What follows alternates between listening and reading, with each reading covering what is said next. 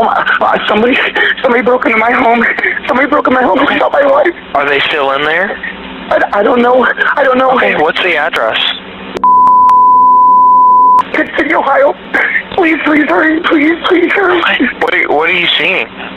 My wife she got 2 shots to her head. There's blood everywhere. Oh my God. Sir, please. That call came in at 2:47 in the morning. The man on the phone said it was a burglary, said someone had broken in, said he came home and found his wife like this, said the garage door was wide open, like whoever did it had come in that way and ran. He was crying. He was saying her name. He was begging the dispatcher to get help there fast. And on the surface, listening to that call without knowing anything else, it sounds like a man in crisis, like a husband who came home to a nightmare, like someone who is completely falling apart. But investigators are trained to look past the surface, to ask what the evidence says, not just what the story says. And from the very beginning of this case, the evidence and the story were not telling the same version of events. Because 2 hours before that 911 call, at 12:42 in the morning, the man on that phone had sent a text to someone. It's almost done. 2 hours later, his wife was dead. And this entire case, every recovered message, every piece of digital evidence, every thread investigators pulled on, kept circling back to those words and what they really meant. Welcome to Cases Decoded. This is where we go all the way inside the cases that need to be understood, not just talked about. No skipping the hard parts. No watering it down. We follow the evidence wherever it leads. If you are new here, hit that subscribe button right now and drop a like on this video. And when this one is done, leave a comment below. I read every single one. Let's get into it. Before we get anywhere near that crime scene, those court charges, or those words sent, we need to talk about who Ashley Flynn actually was. Because cases like this one get reduced to headlines too fast. A name, a location, a victim, and the real person gets lost inside all of that. So we are going to slow down right here and do this the right way. To understand what happened to Ashley Flynn, you have to start where she lived. Tip City, Ohio. If you have never been there, picture the kind of place where folks still wave to each other from their front porches. Where the man at the hardware store probably knew your grandfather. Where people know their neighbors by name, not because they looked them up online, but because they have been running into them for years at the same church, the same school, the same grocery store. The streets go quiet at night in Tip City. There is not much noise, not much chaos. For a long time, people did not think twice about leaving their doors unlocked. Because what was going to happen here, right? This was the kind of town where that question felt rhetorical. That is the world Ashley Flynn lived in. And by everything anyone who knew her has ever said, she loved every part of it. Ashley was 37 years old, a 7th grade teacher and a volleyball coach. Now those two things together tell you a lot about who someone is. Teaching middle schoolers, that age group, that specific awkward stage of life, requires a level of patience and care that most people do not have. It is not a job you do for the pay. You do it because you genuinely believe those kids are worth showing up for every single day, even on the days when it is hard, even on the days when nobody thanks you for it. Coaching adds another layer on top of that. You stay late when everyone else has gone home. You push kids past what they think they can do. You invest in people who are still figuring out who they are, and you do it without expecting anything in return. Ashley was both of those things, every day, for years. And then she went home to her 2 daughters. When a community loses someone, there is always a lot said. People gather and they speak kindly, and that is the right thing to do. But what was said about Ashley Flynn was different. It was specific. It was detailed. It came from years of watching her actually live the way she lived. Not just hearing about it, not just assuming it, but watching it up close. Her pastor described her as one of the kindest souls to ever walk into that church. And the people who were there said it did not sound like something you say to fill silence. It sounded like something that was simply true, and had been true for a long time, and everyone in the room already knew it. She gave. That is the word that keeps coming up when people talk about Ashley. She gave to her students. She gave to her players. She gave to her church and her community. And she did not give because she was looking for recognition or credit. She gave because that was just the way she was. Now Caleb Flynn, 39 years old, he was a pastor and a worship leader at the same church where the family attended. Caleb was not the quiet, stay-behind-the-scenes type. He had actually auditioned for American Idol at one point in his life. So this was a man who was comfortable on a stage. A man with presence, with charisma, with the kind of personality that draws people in and makes them feel like they are the only person in the room. Every Sunday morning, Caleb stood in front of his congregation and led them. He preached. He sang. He spoke about love and faithfulness and what it means to honor the people God has placed in your life. From the outside, from the pew, from the street, from the outside of their front door, the Flynn family looked like the kind of family you hold up as an example. Pastor and a teacher, 2 daughters, a community that loved them, a faith that seemed unshakable. But inside that house, something had been quietly falling apart for a long time, and nobody looking in from the outside could see it. In the early hours of the morning, while the streets of Tip City were still dark and still and most of the town was asleep, that 911 call came in. A man on the line, frantic, saying someone had broken in, saying he found his wife shot, saying the garage door was wide open, saying he did not know if the person who did this was still somewhere inside his home. Officers arrived within minutes. They moved through the home fast and careful. They found Ashley Flynn in the bedroom, shot twice in the head.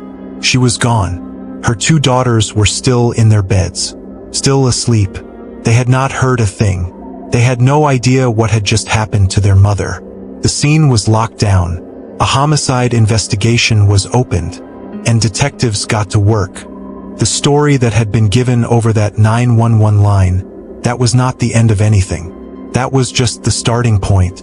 And investigators never treat a story as the truth until the evidence confirms it. They treat it as something that needs to be tested against what they actually find. So they started testing it. The first question every detective asks when they walk into a scene is simple. Does the evidence match the story? In this case, the answer was no. The burglary story had specific things it needed to be true. It needed a stranger, someone from outside who had broken in, found Ashley, shot her, and fled. It needed urgency and panic. It needed a crime that happened fast, by someone who was not supposed to be there and got out as quickly as they could. But what investigators found when they walked through that home did not look like a panicked stranger. It did not look like someone who had forced their way in from outside and ran. It looked like someone who already knew where they were going. Someone who understood the layout of that house. Someone who knew which door led to which room, where Ashley would be, and how to move through that space without getting lost. Someone with access. Someone who was not a stranger at all. Now, good investigators do not get ahead of their evidence. They do not walk into a scene with a conclusion and then find facts to fit it. They ask questions. They follow the answers. And the answers in this case kept pointing in the same direction.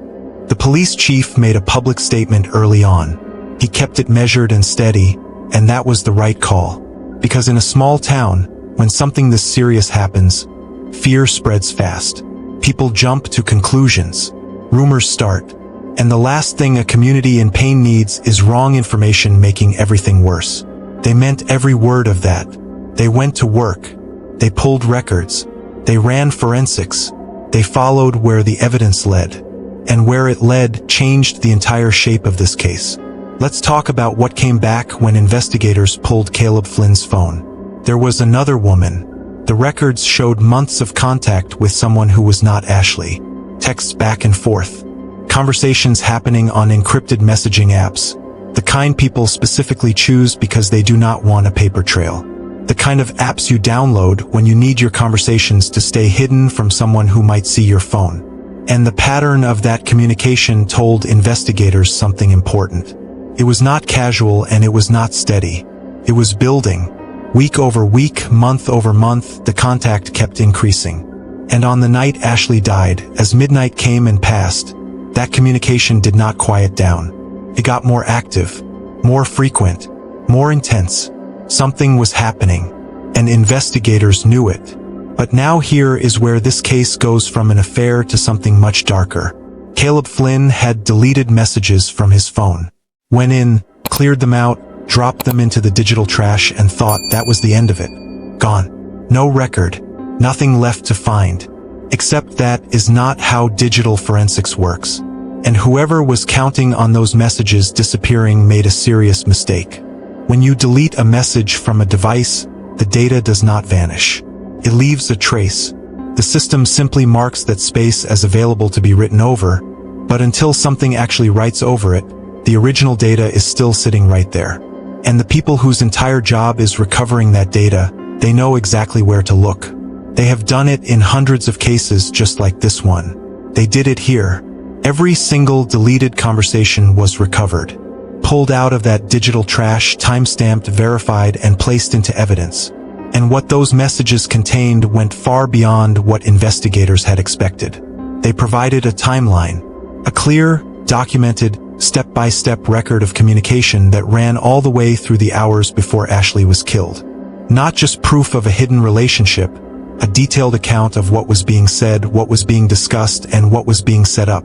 Prosecutors looked at those recovered messages and called it what it was: tampering with evidence. An active, knowing attempt to destroy a record of what had been planned. Because think about it this way. Deleting messages from your phone in the hours surrounding your wife's death does not make you look like someone with nothing to hide. It makes you look like someone who read through those messages and thought, if anyone else reads this, I am done. The messages got read anyway. And now we come back to the text. 12:42 in the morning. It's almost done. That is all. Short enough to send in 2 seconds. Brief enough that it could sound like nothing if you did not already know the context. But context is everything. And prosecutors were very clear about what they believed those words actually meant. They were not an accident. They were not a phrase that could mean anything. The argument was that whoever received that message already knew what it referred to. That this was not a random check-in between two people who happened to be up late. This was an update, a confirmation, a signal that something that had already been discussed between these two people, something that had been planned, agreed on, and set in motion was almost finished. And 2 hours later, 911 was called. Now lay that full timeline out, because when you see it all together, side by side, it lands very differently than any one piece on its own. Months of a secret relationship. Months of encrypted messaging. Communication that kept intensifying in the hours leading up to Ashley's death. A text at 12:42 saying it's almost done. A 911 call at 2:47 claiming a stranger broke in. A crime scene that pointed to someone already on the inside, not a stranger from outside.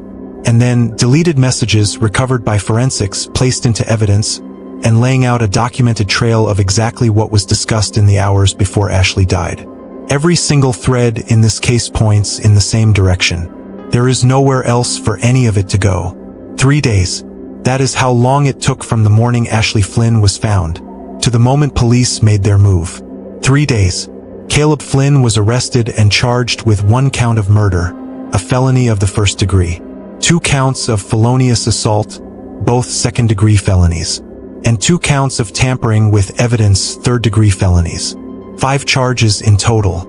Each one a piece of what investigators had been building from the moment they walked into that home and the burglary story started falling apart.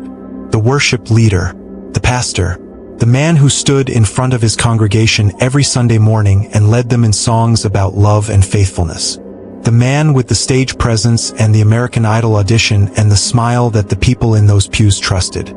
That man was now sitting in a jail cell charged with killing the mother of his children. And in Tip City, the quiet little town where people wave from their front porches and nobody locks their doors. The weight of that hit every street, every family, every person who had ever sat near the Flynns at church or watched Ashley coach their daughter at a volleyball game. It hit everybody. When something like this happens in a place like Tip City, it does not stay contained to one house or one family. It spreads. It gets into the walls of every home in that town. People who had known Ashley for years were devastated. People who had never met her in their lives were devastated.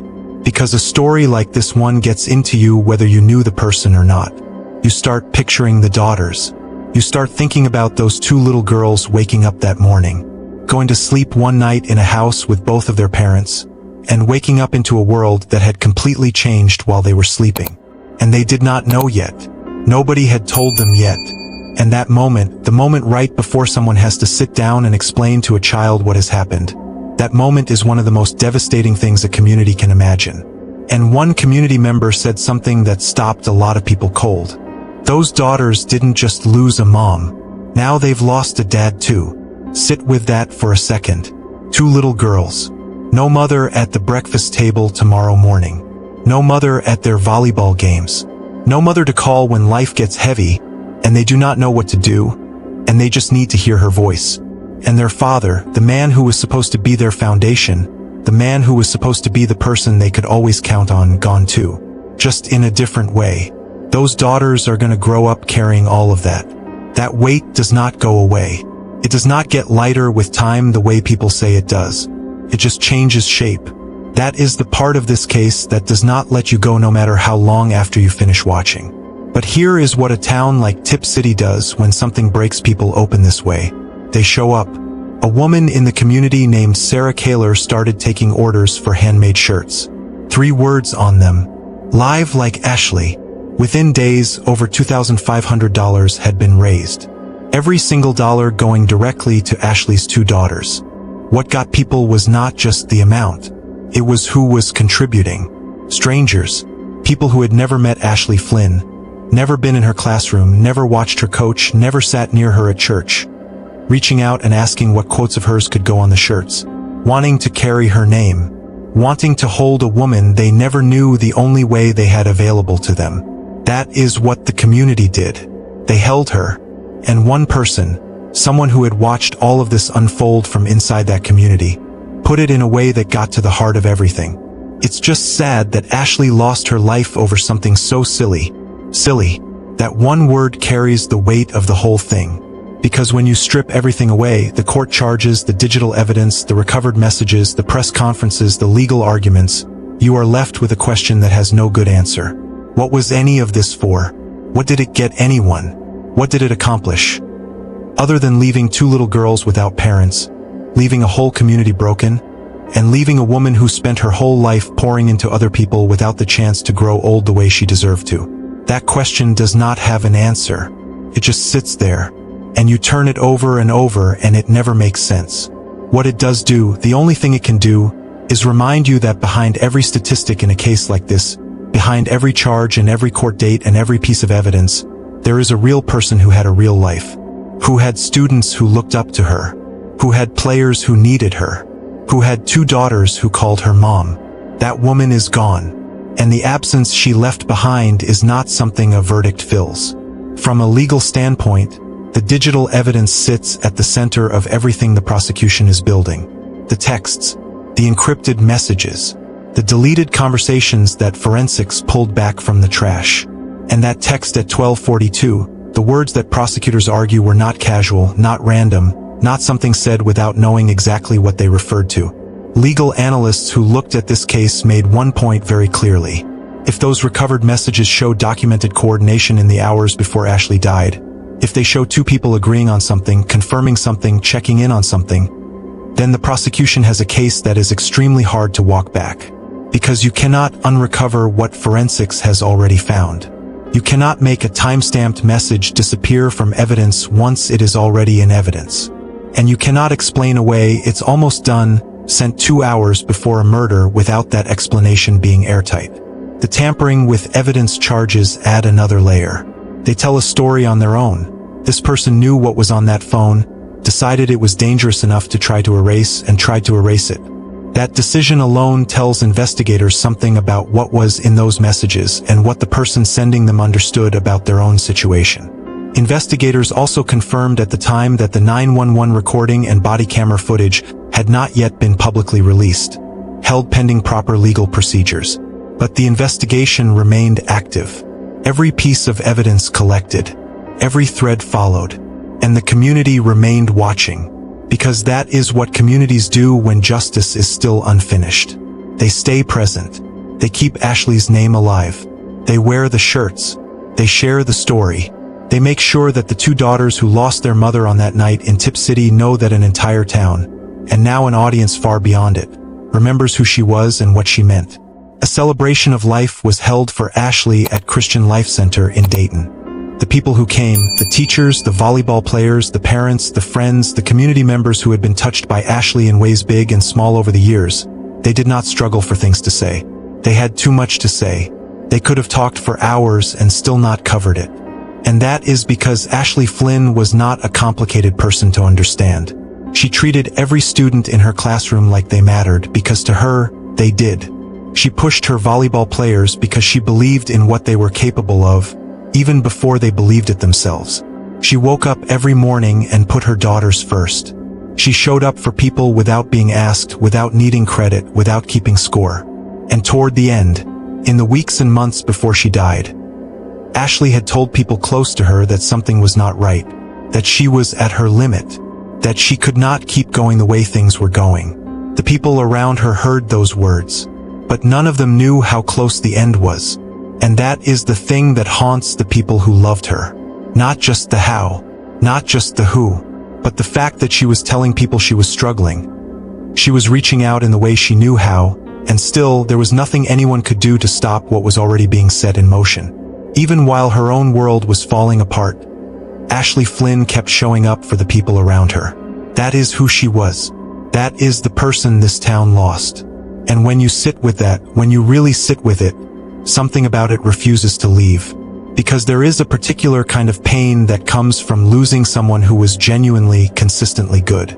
Not perfect, not without her own struggles, but good in the deep, everyday, showing up when nobody is watching kind of way. The kind of good that the world needs more of and always seems to run short on. Tip City lost that. Ashley's daughters lost that. And every student who ever sat in her classroom or ran drills for her on that volleyball court lost that too. Here is the thing I keep coming back to after going through every piece of this case. Ashley Flynn told people in her life that she was at her limit. She said it out loud. She reached out in the way she knew how. And the people who heard her, they heard her. But none of them knew what was already coming. So if there is one thing to take away from this story, just one, let it be this. When someone you love tells you they are struggling, when they say they do not know how much more they can carry, stop what you are doing. Sit down. Put your phone away. Look them in the eye and ask what is really going on. Not a quick text later. Not a, let me know if you need anything. Right there. In that moment. Because not everyone gets another chance to have that conversation. Ashley Flynn did not get one. She was 37 years old. A teacher. A coach. A mother, a friend, a woman who gave everything she had to the people in her life and asked for very little in return. She deserved to grow old. She deserved to watch her daughters grow up. She deserved a whole lot better than the ending she got. Her daughters deserved better. And that quiet little town with the unlocked doors and the front porch waves, it will never feel quite the same again. Live like Ashley. Love the way she loved.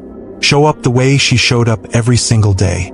And pay attention to the people standing right in front of you, before it is too late. Ashley spent her whole life paying attention to everyone else. She poured herself into students who did not know they needed it. She stayed late for players who had not found their confidence yet. She checked in on people who were struggling when no one else noticed. She paid attention in a way that most people never quite manage.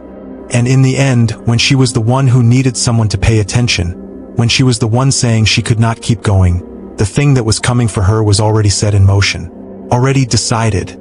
Already apparently almost done. That is the word that stays with you from this case. That word in that text message at 12:42 in the morning. Almost. As if the only thing that mattered in those final hours before Ashley Flynn lost her life was that something was getting finished. She deserved more than that. She deserved a whole life. She deserved to watch her daughters grow up and become whoever they are going to become. She deserved decades more of making the kind of difference she made every single day she walked into that school. If this case hit you, drop a comment below. I read every single one and I want to know what you think about this one. Hit that like button if you want more stories told this way. And if you are not subscribed to Cases Decoded yet, do it right now. Every case we cover deserves to be heard. I will see you in the next one.